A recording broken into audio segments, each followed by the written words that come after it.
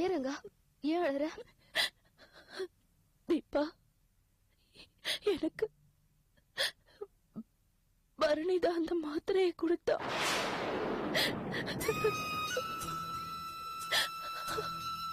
அவன் ஏன் அப்படி பண்ணா? என்ன சொல்ற? பரணி ஏதோ தெரியாம அந்த மாத்திரையை மாத்தி கொடுத்துருக்கான். நீ அவனை தப்பா நினைக்காத. இல்ல, நான் தப்பா நினைக்கல. அவனே என்ன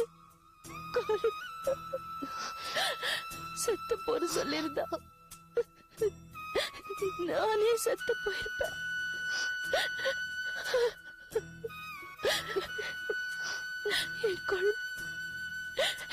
என் குழந்தைங்களே அன்பு புரிஞ்சிக்கவே மாட்டேங்கிறாங்க.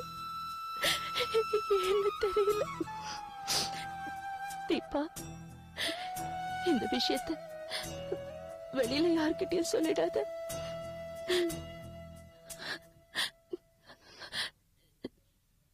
நான் குழந்தைங்க மேல வச்ச அன்புல ஏதோ குறை வச்சிருக்கேன். அதான் இப்படி எல்லாம் நடக்குது.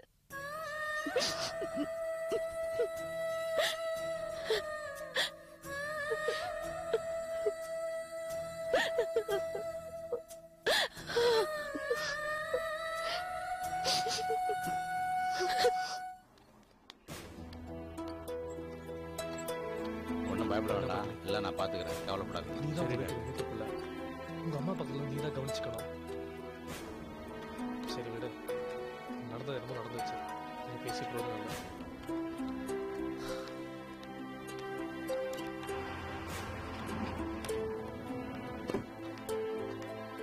பரணி, ஒரு நிமிஷம்.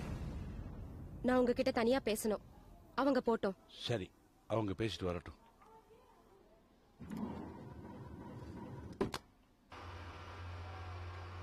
பரணி, இது என்னன்னு தெரியுதா? தெரியலையா? நான் உங்க பாக்கெட்ல இருந்து மாத்திரை எடுத்தேனே, அதான் இது. அத்தை ரூம்ல இருந்து எடுத்தேன். புரியல?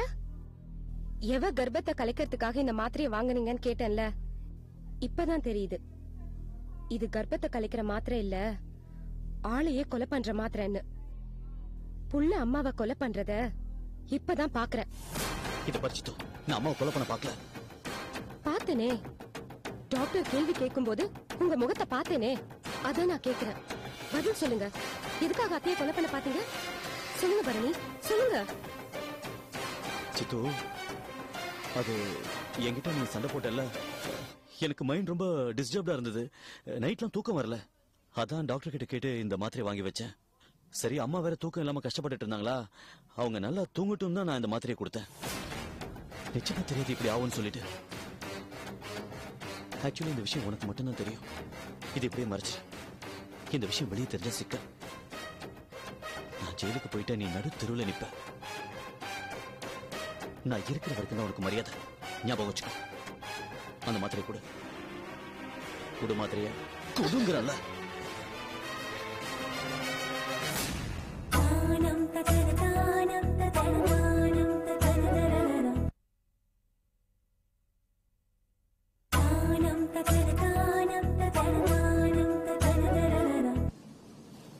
இப்படி பேக் பண்ணு.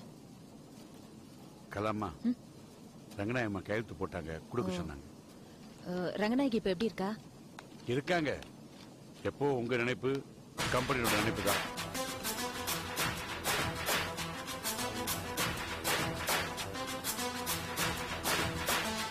இங்க என்ன பண்றீங்க? ஃபைல் கொண்டு வந்தாரு. இவர் டிரைவர் தானே? டிரைவர் தானே இவரு? என் கார் வெளியே நிக்குது. கார்ல காக்கா அசிங்கம் பண்ணிடுச்சு. அத கொஞ்சம் தொடச்சு கிளீன் பண்ணி வைங்க. நான் 12 மணிக்கு வெளியே போகணும். என்ன காசி, சொல்றது காதுல விழலையா? ஏய், என்ன நீ வயசுல பெரியவரு காசினி பேர் சொல்லி கூப்பிடுற? இவர் பேர் காசி தானே? நான் காசின் கரெக்டா தானே கூப்பிட்டேன். சிதம்பரம் ராமேஸ்வரம்னு கூப்பிடலையே. இத பாரு, நீ இருங்க, பேசட்டும். இந்த பாருங்க, நான் ரங்கநாயகி அம்மாவுக்கு தான் டிரைவர், உங்களுக்கு இல்ல. இந்த கம்பெனில தானே சம்பளம் வாங்குறீங்க. நானும் இந்த கம்பெனி முதலாளி தான். என் காரையும் துடைக்கலாம். போங்க. நீங்க இந்த கம்பெனிக்கு புதுசா வந்த மகாராணி. இங்க உள்ள சட்டத்திட்டங்களா உங்களுக்கு தெரியாது. எனக்கு கதம்பம் ஃபுட் ப்ராடக்ட்ஸ் சம்பளம் தரல, ரங்கநாயகி அம்மா பெர்சனலா சம்பளம் கொடுக்கறாங்க எனக்கு. ஓஹோ, அப்ப நீங்க ரங்கநாயகி மேடத்தோட பர்சனல் டிரைவர். அப்புறம் எதுக்கா இங்க வந்தீங்க? வெளியே போங்க.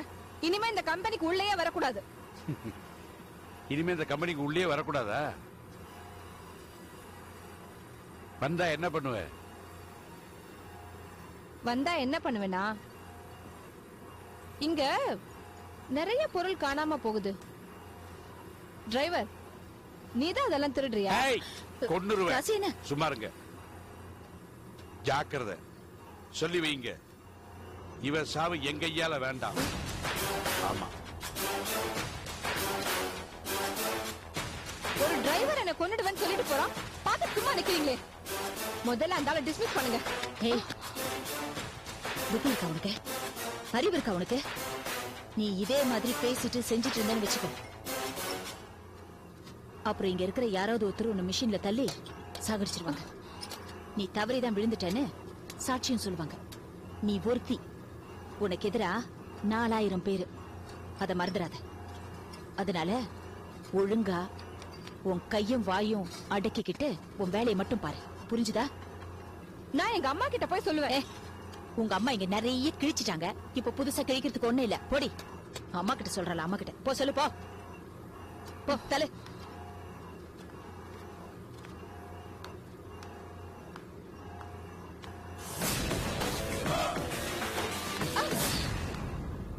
ஏய், முதலாளி நான் வரேன். உதவணும்னு தெரியாது. யாரு சொன்ன மோகினிய? மோகினியா? என்ன தைரியம் தான் இந்த பேர் சொல்லி கூப்பிடுவேன். சார், இவங்க பேர் மோகினி தானே? அதான் மோகினின்னு கூப்பிட்டேன். ஏய், உன்ன என்ன பண்ணுவ? அடிப்பியா? எங்க அடி பாக்கலாம்? ஐயா தபார், மிஞ்சி போனா என்ன பண்ணுவ? வேலையை விட்டு தூக்குவ. இந்த வேலை பண்ண வேற வேலை. தபார், இதே மாதிரி ரங்கநாயகி அம்மாவை அவமானப்படுத்தி இருந்த மூஞ்சி ஆசிட ஊத்திடுவ. ஜாக்கிரதை. என் கையில கக்கூஸ் கலவர ஆசிட் நிறைய இருக்குது. மூஞ்சி மகனை பாரு தலை.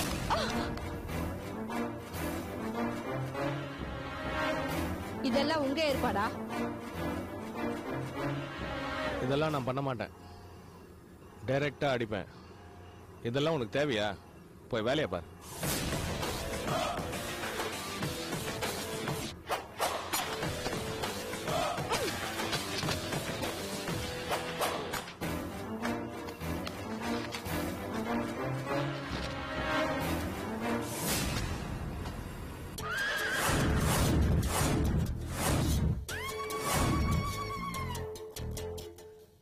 சார், எனக்கு புரியல சார். எதுக்காக பரணி கொடுக்க வேண்டிய பணத்தை நீங்க கொடுக்கறேன்னு சொல்றீங்க? கொஞ்சம் நஞ்சம் இல்ல, 17 லட்சம். அதையும் ஸ்பாட்லயே தரேன்னு சொல்லிருக்கீங்க. தெரியாம தான் கேக்குறேன், உங்களுக்கும் பரணிக்கு அப்படி என்ன உறவு? முதல்ல நீங்க தான் போன் பண்ணீங்க. பரணி பணத்தை கொடுக்க மாட்டான், அவனுக்கு கெடுக்க பிடி போடுன்னு சொன்னீங்க. இப்போ நீங்களே பணத்தை தரேன்னு சொல்றீங்க. சொல்லுங்க, நீங்க ஏன் பணம் கொடுக்கறேன்னு சொல்றீங்க? ஏன் தர நீங்க? இதுல வேற ஏதாவது மேட்டர் இருக்கா? உங்க சிரிப்புக்கு எனக்கு அர்த்தம் புரியல சார். சார், பரணி வந்திருக்க. வர சொல்லு, வர சொல்லு. வாங்க பரணி. ஒன்னும் பிரச்சனை இல்ல பரணி, ஷாக் ஆகாதீங்க.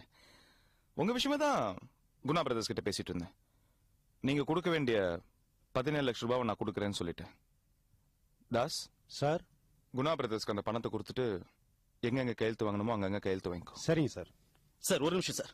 இவங்க அந்த பணத்துக்காக என் குழந்தையை கடத்தி வச்சு எவ்வளவு மிரட்டினாங்க தெரியுமா சார்? இப்ப நான் மிரட்டுறேன் சார் அவங்கள. பரணி பரணி பரணி பரணி பரணி பரணி பரணி டென்ஷன் ஆகாதீங்க. ஃபைனான்சியஸோட உதவி நம்மளுக்கு என்னைக்குமே தேவை. சாரி குணா பிரதர்ஸ், பரணி என் பிரதர் மாதிரி, தப்பா எடுத்துக்காதீங்க. நீங்க போங்க, பணத்தை வாங்கிக்கோங்க. வர சார். வர சார்.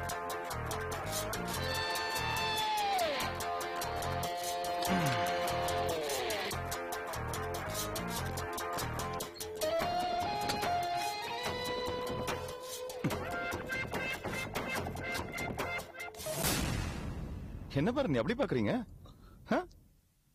உங்களை விட்ட வேற யார் சார் எனக்கு இவ்வளவு பெரிய உதவி பண்ணுவா? என் கடன் எல்லாம் அடைச்சிருக்கீங்க சார். இந்த குணா பிரதர்ஸ் நான் தர வேண்டிய பணத்துக்காக என் குழந்தையை கடத்தி வச்சு என்ன மிரட்டி இருக்காங்க சார். நீங்க மட்டும் இல்லைன்னா சரி சரி சரி விடுங்க. நான் கேட்ட வீட்டு டாக்குமெண்ட் கொண்டு வந்திருக்கீங்களா? கொண்டு வந்திருக்கேன் சார். அதுலயும் ஒரு பிரச்சனை சார்.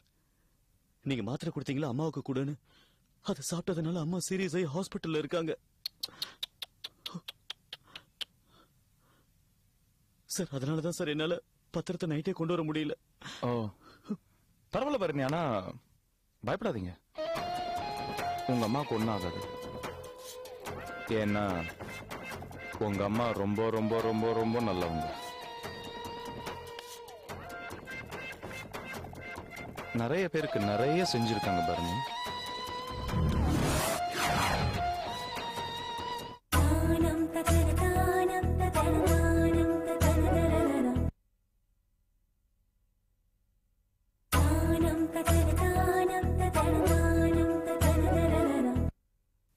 உங்க அம்மா நிறைய பேருக்கு நிறைய செஞ்சிருக்காங்க Bharani.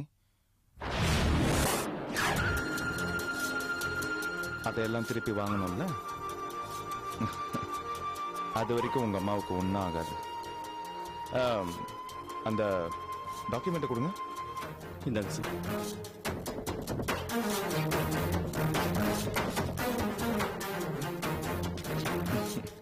Good, very good. Das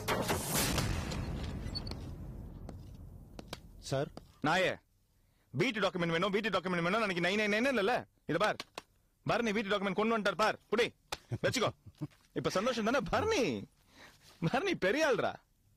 நீங்க தான் சார் பெரிய ஆளு.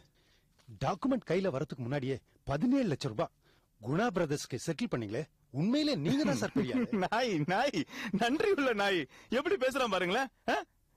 தாஸ் சார், பரணியோட மொத்த கடன் 23 லட்சம். கரெக்டா பரணி? Correct sir. கரெக்ட்.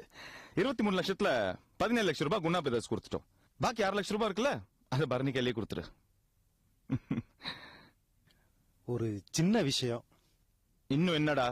இந்த டாக்குமெண்ட் அவங்க அம்மா பேர்ல இருக்கு. இதத்தான் நான் அன்னைக்கே சொன்னேன்ல. அதனால அவங்க அம்மா கையெழுத்து இன்னொரு டாக்குமெண்ட்ல வேணும். தாஸ், நான் சொல்றத கேளுங்க.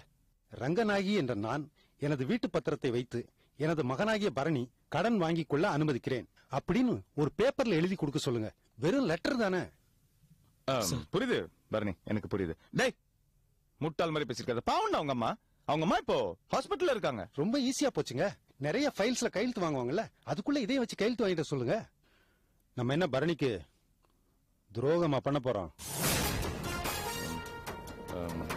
பரணி சொல்லுங்க சார். இவன் இப்படிதான் பரணி. இந்த பண உள்ள நாய் உனக்கு போகும்ல, அந்த மாதிரி சல ஏதாச்சும் பேசிட்டே இருப்பான். நீங்க அந்த டாக்குமெண்ட் கொண்டு வந்து கொடுத்துருங்க. இல்லாட்டி 999 வா பரணி. ஒரு டாக்குமெண்ட் தானே கொண்டு வந்து கொடுத்துருங்க. அம்மா கையெழுத்து தானே. போடா வா, எல்லாம் கொண்டு வந்து கொடுப்பார். போ வா, வந்துட்டா பெருசா பேசுறது. பரணி உங்க கேஷ் 6 லட்சம் ரூபாய் தாஸ் ரெடியா வச்சிருப்பான். அது போய் வாங்கிட்டு உங்க கடன் எல்லாத்தையும் அடைச்சிருங்க. புரியுதா? சார், நீங்க பண்ண உதவி ரொம்ப பெருசு சார். எனக்கு புது ஒழுங்கு கிடைச்ச மாதிரி இருக்கு சார். புது ஒழுங்கு கிடைச்ச மாதிரி இருக்கு. ரொம்ப நன்றி சார், ரொம்ப நன்றி. பரணி என்னது? இங்க வாங்க. என்ன இதுக்கெல்லாம் போய் எமோஷனல் ஆவறீங்க? அதெல்லாம் ஒண்ணும் இல்ல, தைரியமா இருங்க. நான் இருக்கேன். நான் என்ன உங்களுக்கு துரோகமா பண்ண போறேன்? 6 லட்சம் ரூபாய் வாங்கி சந்தோஷமா ஒரு புது வாழ்க்கை ஆரம்பிங்க. போங்க. ரொம்ப தேங்க்ஸ்.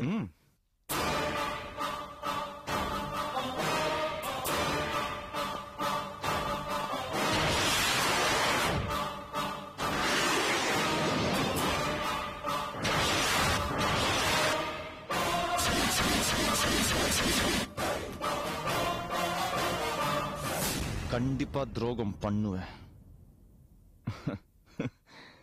உன் குடும்பத்தை நடு தெருவில் நிறுத்துறேன்டா. இங்க சைன் பண்ணுங்க. இங்க. இந்த ஃபைல்ல இங்க சைன் பண்ணுங்க.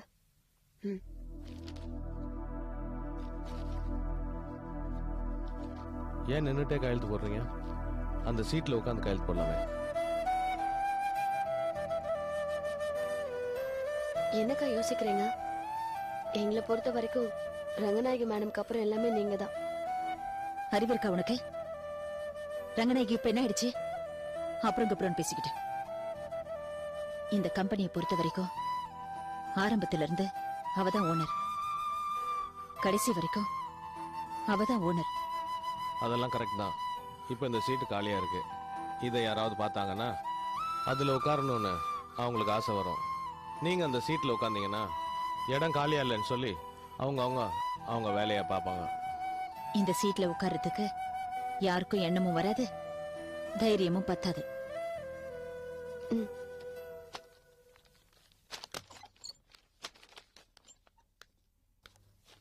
பத்ரி சார், இந்த லெட்டர்ல கலாக்கா கிட்டயும் எம்டி கிட்டயும் சைன் வாங்கி கொடுங்க.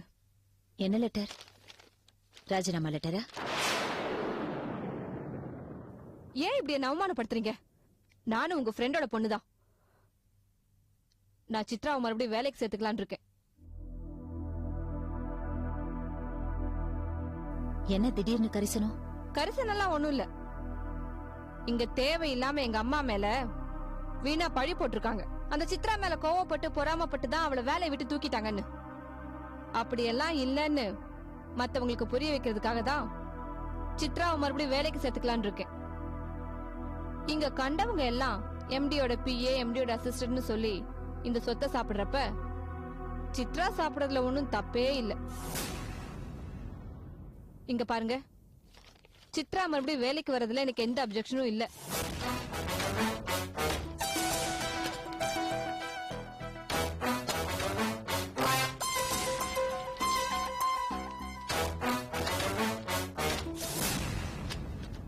என்ன இப்படி சொல்லிட்டு போறா? இதுல ஏதோ பிளான் இருக்கு போல இருக்கு. வேண்டாம், சித்ரா வேலைக்கு வர வேண்டாம். ரங்கநாயகி நல்லபடி ஆயிட்டு ஹாஸ்பிட்டல்ல இருந்து ஆபீஸ்க்கு வரட்டும். அவகிட்ட பேசிட்டு சித்ரா வர வச்சுக்கலாம். இத பாருங்க, சித்ரா வீட்டுல இருந்தா எல்லாருக்குமே பிரச்சனை தான். தேவையில்லாம மேடம்க்கு டென்ஷன் தான். சித்ரா ஆபீஸ்க்கு வந்துட்டா மேடமுக்கு நல்லது. ஆமாக்கா, சித்ரா எந்த தப்பும் செய்யல. ஏதோ தெரியாம அந்த இன்டர்வியூ கொடுத்துட்டா. அவ வீட்ல இருந்தா சும்மா ஏதோ யோசிச்சு பரணி கிட்டதான் சண்டை போடுவா. அதான் அவங்களே ஒத்துக்கிட்டாங்களே. நீங்க ஏங்கா வேண்டான்னு சொல்றீங்க? இல்லடி, அவ வேலைக்கு வந்தா மோகினி கூட சண்டை போட்டுக்கிட்டே இருப்பா. அதை யார் தேய்க்கிறது? அதுதான் ரொம்ப நல்லது. ஆபீஸ்ல மோகினியும் சித்ராவும் சண்டை போட்டுட்டே இருப்பாங்க. நம்ம பாட்டு நம்ம வேலை பார்த்துட்டே இருக்கலாம். மோகினி நம்மள வந்து தொந்தரவு பண்ண மாட்டான். முடிஞ்சா மோகினி ரூம் பக்கத்துல சித்ராக்கு ஒரு கேபின் போட்டு கொடுத்துட்டா அவங்க 2 பேரும் சண்டை போட்டுட்டே இருப்பாங்க. ரொம்ப மோசமா பேசுறீங்க. இருக்கிறது என்ன சொன்ன? சரி, ரங்கா கிட்ட பேசிட்டு முடிவு பண்ணலாம். இல்லக்கா, சித்ரா வேலைக்கு வரட்டும். ஒர்க்கர்ஸ் கூட மோகினி வந்ததுக்கு அப்புறம் சித்ராவே பெட்டர்னு ஃபீல் பண்றாங்க. சித்ரா வேலைக்கு வரட்டும்க்கா. ஒர்க்கர்ஸ் எல்லாம் சித்ரா வேலைக்கு வரணுங்கிறாங்களா? ஆமாக்கா. சரி, நான் ரங்கா கிட்ட பேசுறேன்.